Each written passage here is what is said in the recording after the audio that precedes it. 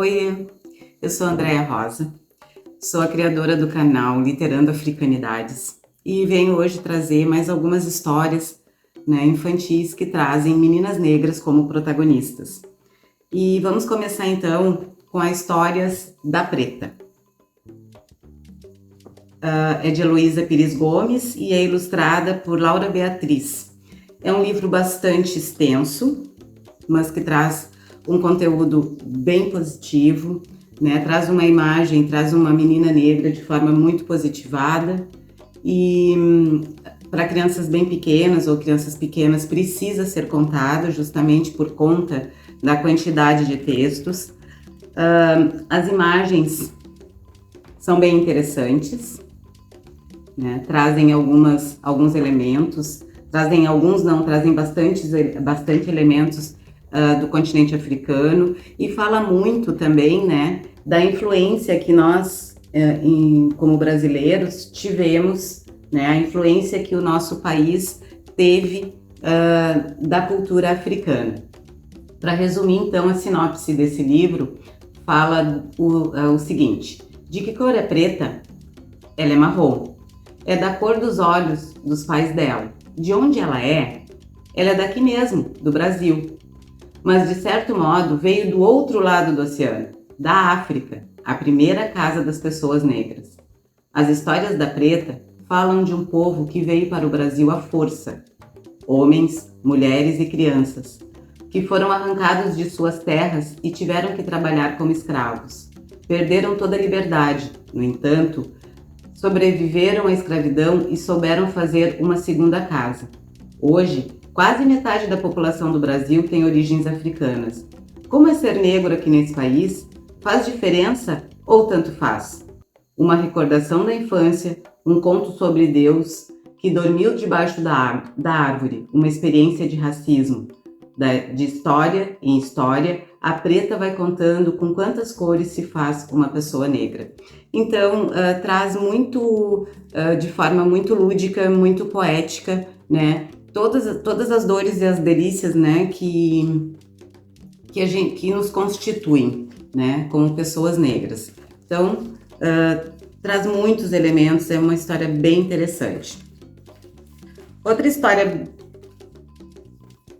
que vale a pena é Betina. Quando a avó terminava o penteado, Betina dava um pulo e corria para o espelho. Ela sempre gostava do que via. Do outro lado do espelho, sorria para ela uma menina negra, com 2 olhos grandes e pretos como jabuticabas, um rosto redondo e bochechas salientes. Então, Betina é um livro de Nilma Lima Gomes, ilustrado por Denise Nascimento, da editora Masa. É um livro interessantíssimo que fala da ancestralidade, fala da relação de uma avó e sua neta, da força da ancestralidade, da força do trançar os cabelos e o que pode acontecer durante esse trançamento de cabelo. As imagens são belíssimas, são muito realistas e trazem realmente de forma muito interessante, essas personagens negras. Como vocês podem ver, é mais um livro a conferir. Uana e Marrom da Terra. Uana sentiu muito medo, sozinha naquele quartinho de hospital. Que medo! Só a visita dos pais acabou com a tristeza da Uama. Ganhou uma linda boneca. Primeiro foi alegria, depois tristeza. E se os colegas chamassem a boneca de piche? E se só a deixassem ser a empregada da casa? Uama foi ficando brava e resolveu reagir. Aí teve um fato mágico e a boneca também reagiu. O que será que aconteceu mesmo? Então aí fica a pergunta. Esse livro é da Lias Artes. Ela tem uma coleção, esse livro faz parte de uma coleção. E traz uma temática bem importante, né, que muitas vezes acaba acontecendo no chão da escola, né, a questão da ausência de bonecas, de artefatos, né, pedagógicos mesmo, que tragam uma positivação para essas meninas. As ilustrações, eu confesso que me decepciona um pouco em relação à história. Porém, como a história é bastante densa, né, que traz alguns trechos bem importantes em relação a essa questão de comportamentos entre crianças, né, comportamentos bastante, como que eu posso dizer, bastante preconceituosos, né, acaba contrapondo, acaba compensando essa questão das imagens. Uma coisa que me chamou bem a atenção foi esse trecho, ó. A menina mais que depressa escondeu sua boneca embaixo do lençol, disfarçou, tentou brincar com outras coisas, mas sua cabeça não parava de pensar. Não vou poder levar essa boneca na escola, vão ficar gozando da minha cara, vão chamar de boneca de piche, que nem fizeram com a boneca de pano bem pretinha que a Rosa levou. Pior ainda, só vão deixar minha boneca ser a empregada na brincadeira de casinha. Nunca vão deixar ser a mãe, ou a filha, ou a avó. Então, é um livro que vale bastante a pena para desconstruir esses comportamentos, né, que muitas crianças, por vezes, trazem de casa, né, que são construções racistas que a gente sabe que na nossa sociedade perpassa todas as instituições, e a escola, como uma das primeiras instituições da criança, ali aparece muito essa questão. E por último, então, contrapondo a essas 3 histórias, né, que trazem uma menina, uma personagem negra de forma positivada, fala da estética da menina negra, valoriza essa estética. Nós temos Pepa. Pepa foi uma surpresa, né, não muito positiva. Ela traz um texto com um cunho muito racista, né? Fala de uma menina negra de pele clara e que que traz muita problemática em relação à estética dessa menina, em especial ao cabelo. Será que você conhece alguém com o cabelo tão forte e tão comprido, capaz de arrastar uma geladeira? Eu conheço. Isso é o que traz, né, como apresentação dessa história de Silvana Rando. E já pela apresentação a gente já percebe alguns problemas nesse discurso, né, nesse texto. Por quê?